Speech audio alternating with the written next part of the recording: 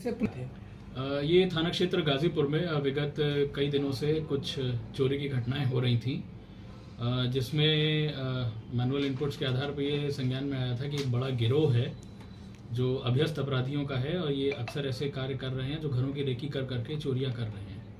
इस क्रम में अब 20 जनवरी 2025 को श्री अजय अग्रवाल हैं, इनके घर पे चोरी निकट शेखर हॉस्पिटल के पास हुई थी। 6 जून को चंद्रशेखर चौधरी हैं, इनके यहाँ घर में इंदिरा नगर में चोरी हुई थी।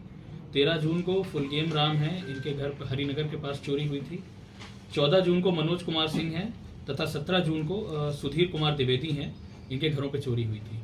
चोरी का पैटर्न लगभग सेम सा लग रहा था, जिससे हम लोग इस तथ्य पे निकले थे कि संभवतः ये एक ही गैंग है जो इस तरह की घटना कर रहा है। गैंग पे कार्रवाई करने के लिए थाना गाजीपुर और पूर्वी जोन की क्राइम टीम द्वारा 4 टीमों का गठन किया गया था, जो समय समय पर इन तरह के लोगों को तस्दीक कर रही थी और अपने मुखबिर तंत्र से भी जानकारी कर रही थी और अलग अलग लेवल पे इनपुट्स कलेक्ट कर रही थी। इसी सूचना के आधार पर कल रात्रि में एक इनपुट हमें मिला था कि थाना क्षेत्र गाजीपुर में कब्रिस्तान के पास लगभग 8 व्यक्ति हैं, जिसमें से 7 पुरुष हैं और एक महिला है।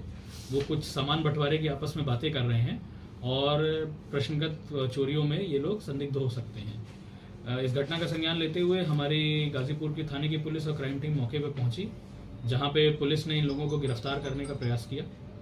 इसी क्रम में इनमें से एक व्यक्ति जो हिमांशु थारू था उर्फ संजू बाबा, इसके द्वारा आक्रामक होकर पुलिस पर एक फायरिंग कर दी गई थी, जिसमें आत्मरक्षात बचाव करते हुए पुलिस द्वारा भी उस पर फायरिंग करी थी, जिसमें वो मुठभेड़ में घायल हुआ था तथा इसे इलाज के लिए CHC में भर्ती कराया था। बाकी 7 लोगों को पुलिस द्वारा अपने हिरासत में लेते हुए इनके पास से माल बरामदगी करी थी। इनसे जब आज विस्तृत पूछताछ करी गई तो इन्होंने बताया कि ये इस तरह का गैंग बनाकर इस चोरी की घटनाओं को जगह जगह पे कारित कर रहे हैं और उससे सामान बेचकर लाभ प्राप्त करने के विचार में थे। इनके पास से हमें भारी मात्रा में ज्वेलरी बरामद हुई है, लगभग 2.5 लाख रुपए नगद बरामद हुआ है। ज्वेलरी में अंगूठियां हैं, चेन है, मंगलसूत्र हैं, एक स्कूटी बरामद हुई है जो ये लोग घटना में प्रयोग करते थे, तथा एक मेटालिक ग्रे कलर की और स्कूटी बरामद हुई है और जो आला नकब होता है, एक सब्बल और पेचकस, ये बरामद किया गया है। इन व्यक्तियों के नाम क्रमशः हिमांशु थारू और संजू बाबा हैं जो 24 वर्ष का है, आकाश यादव है, ये भी 24 वर्ष का है, निवासी ये थाना क्षेत्र इंदिरा नगर का है। रिंकू कनौजिया 19 वर्ष का है, इंदिरा नगर का रहने वाला है। रोहित कश्यप 20 वर्ष का है, थाना क्षेत्र गाजीपुर का रहने वाला है। विकास जायसवाल ये 24 वर्षीय है, हुसैनगंज थाने के रहने वाले हैं। रोहित थारू है, 20 वर्ष का है। विकास यादव है, ये तकरोही थाना क्षेत्र इंदिरा नगर का रहने वाला है, 26 वर्ष का है।